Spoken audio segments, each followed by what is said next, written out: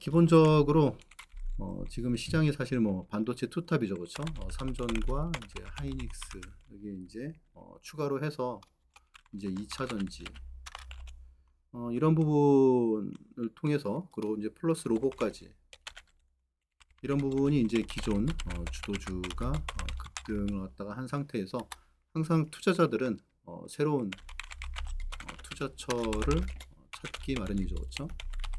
그래서 그런 의미에서 우리가 최근 제가 이제 주말 동안에 이제 업종을 갖다가 쭉 보는데 지금 사실 시장의 특징을 갖다 가장 한마디로 하면 뭐라고 할 수 있습니까? 결국은 시장 자체의 신고가 행진이죠, 그렇죠? 그럼 여기서 우리가 새로운 투자처가 뭐가 있을까? 결국 이런 과정을 통해서 앞으로 우리가 계속 투자 아이디어를 찾아나갈 수 있을 것 같아요. 그러면 시장이 신고가 그랬는데 사실 증권주는 3개월 전의 신고가에 박혀 있는 상태였었죠, 그렇죠? 그래서 증권주에 기회가 있다고 생각을 했어요. 증권주에 기회가 있다고 생각을 하고 주말 동안에 이제 뉴스가 좀 나왔습니다. 뭐가 나왔냐 하면 부동산 규제가 크게 나왔죠, 그렇죠? 부동산 규제가 크게 나왔고 여기에 더해가지고 상법 개정이 일단 11월 그래서 이 부분을 갖다가 기대할 만하다 그런 뉴스가 나왔었어요. 그리고 일단 뭐 지수 신고가 여기가 일단 뭐 여기서 이런 부분을 통해 가지고 결국 증권주가 주목을 받을 수 있다 이런 내용을 올려드렸죠, 그렇죠? 네. 자, 일단 리뷰는 보시면 오늘 증권주는 뭐 대단히 좋은 수익률을 줬습니다. 아시다시피 제가 증권주를 여러분들께 처음 그 말씀을 드린 그런 시점이 보시면 아침에 이제 프리마켓부터 해서 계속 좀 내용을 올려드렸어요. 그래서 여기 보시면 있나요? 한국금융지주, 그렇죠? 오늘은 일단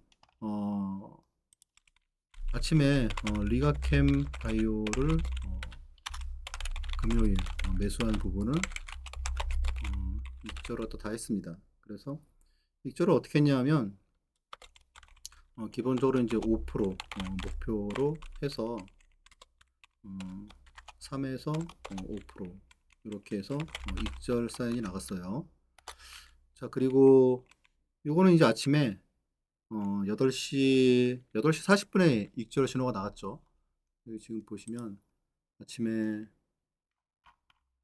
그러니까 장 시작하기 전에 오늘 리가캠바이오에 대해서는 이렇게 익절 신호가 나갔습니다.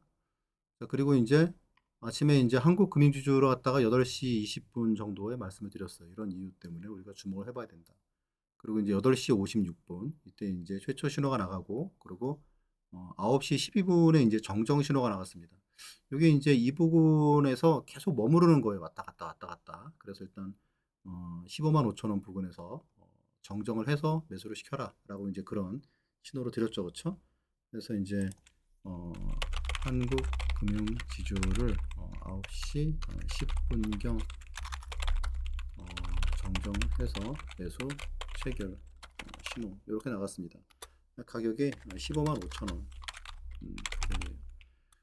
일단 리가캠바이오는 이렇게 아침에 바로 이제 전날 매수한 거로 갖다가 이익 실현 신호가 나갔고, 그럼 이제 스윙 투자라고 이제 볼 수 있겠죠, 그렇죠? 그리고 한국금융지주는 오늘 장 마감까지 매도 신호가 안 나갔어요. 그래서 결론적으로는 14%의 수익이 발생을 했죠, 하루에.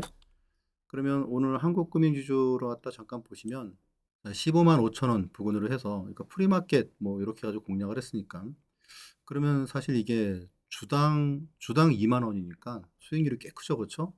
주당 2만 원이니까 그래서 14% 정도 그렇게 수익이 나가면서 일단 뭐 이익 실현도 하나도 없었습니다. 온전히 다 수익이 난 거죠, 그렇죠? 그래서 증권주 중에서 사실 뭐 한국금융지주만 그랬냐 하면 한국금융지주가 14% 올랐고요. 여기 지금 보시면 증권 업종 지수 자체도 이렇게 신고가로 돌파를 했죠. 미래에셋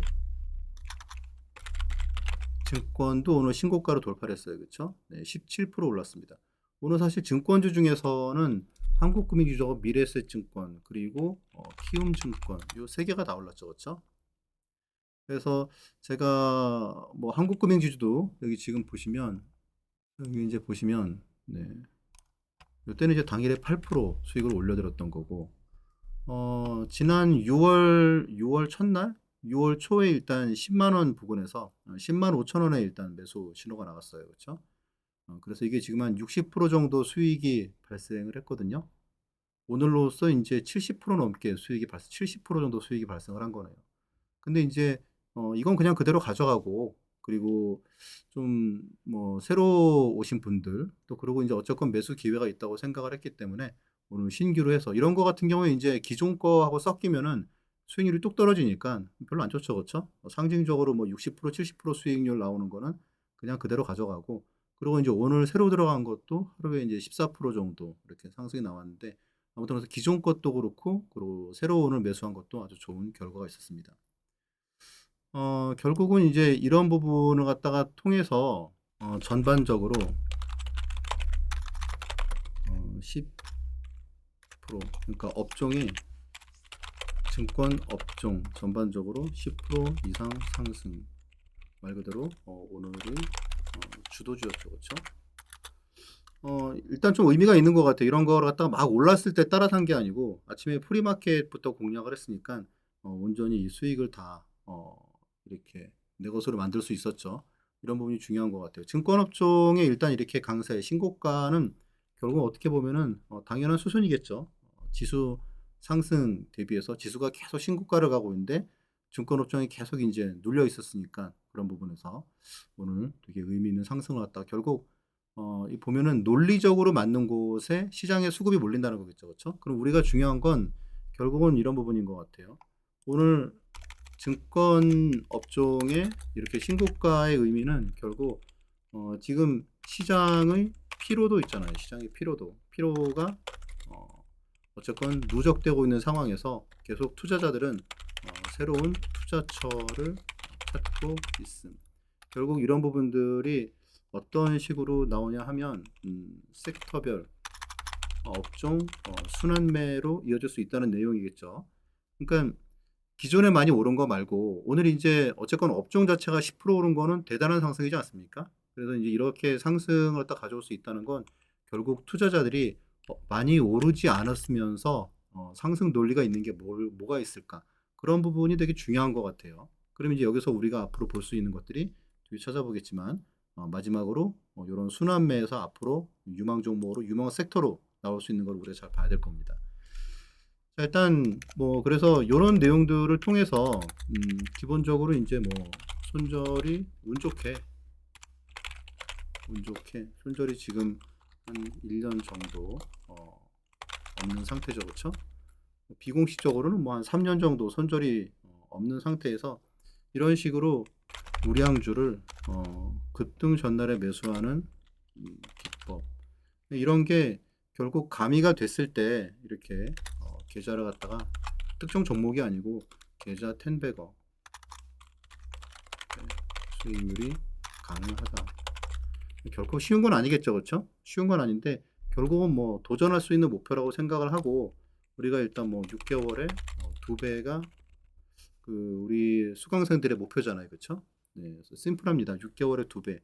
이게 뭐 지금 수익을 갖다가 뭐 5개월에 2배, 뭐 혹은 그 전에도 내신 분이 있더라고요. 그래서 이제 이런 수익을 갖다 하다 보면 계좌 10배가 그렇게 오랜 시간이 걸리진 않겠죠. 그렇죠? 아무튼 그래서 이런 매매들을 종합을 했을 때 가능하고 기본적으로는 매매가 되게 편하죠. 그렇죠? 왜냐면 그 이유는 누구나 아는 주식을 납득할 수 있는 타점에 매수한다는 게 되게 편하죠. 그러니까 이런 부분이 있기 때문에 오늘 증권주로 갔다가 굳이 매도로 갔다가 할 이유가 없는 거죠. 편한 시점에 매수했으니까. 그리고 상승 논리가 충분한 섹터고.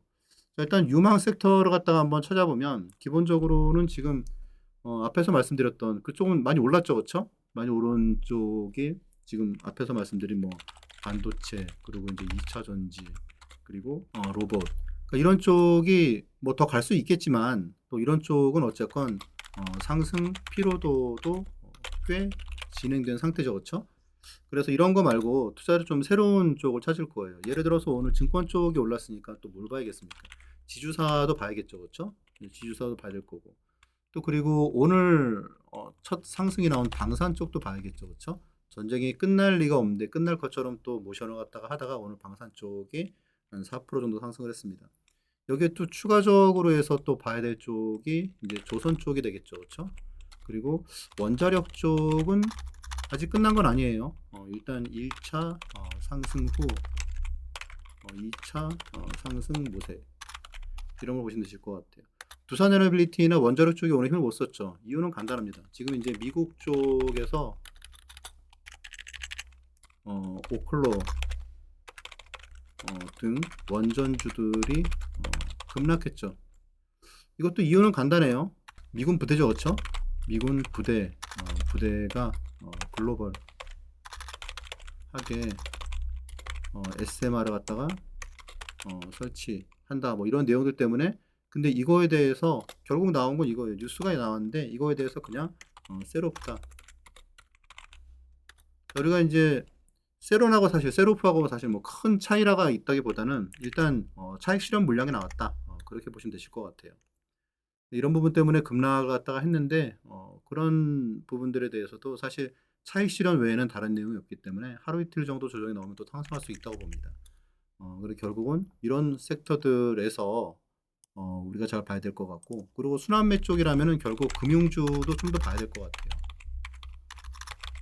금융주도. 그럼 여기서 금융주라고 봐야 될 부분들이 어떤 게 있겠습니까? 예를 들어서 이제 뭐 은행이랄지 또 그리고 보험이랄지 이런 부분도 결국 순환매로 나올 수 있는 거고, 화장품 같은 경우에는 많은 분들이 관심이 있으신데 오늘 사실 화장품은 뭐가 다 있습니까? 파마리서치가 다 있죠, 그렇죠? 큰 역할을 했습니다. 나머지는 재미가 없었어요. 그래서 화장품, 오늘 바이오 쪽 같은 경우는 파마리서치가 되게 큰 역할을 많이 했고, ETF 중에서 보면. 그래서 화장품 이런 쪽으로도 순환매가 돌아가겠죠, 그렇죠? 그래서 화장품하고 또 이제 뭐 어떤 뭐 엔터 화장품 쪽 같은 경우에도 순환매에서 결국은 역할을 할 겁니다. 그래서 지금은 내가 그동안 시장에서 되게 소외돼 있었다. 그러면 지금은 또 이제 그런 업종을 갖다가 한 번씩 관심을 두고 봐야 될 그런 업종인 것 같습니다. 자, 일단 오늘도 여러분들 뭐 시장이 이렇게 신고가를 이어감에 따라서 앞으로도 기회가 많을 거라고 보고, 사실 이게 상승이 지수 지금 시장의 끝을 미리 예측할 필요가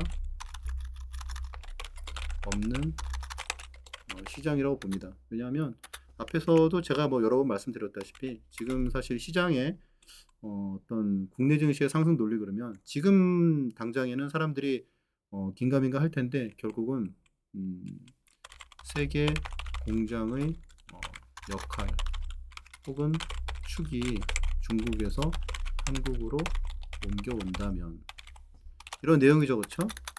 그래서 이 부분에서 중국이 이제 그런 공급망에서 제외가 되면서 이제 이 부분을 갖다가 결국 우리나라가 혜택을 갖다 받게 된다면 결국 시장의 상승은 생각보다는 시장의 상승은 꽤 오래 지속될 가능성이 있다는 거겠죠, 그렇죠?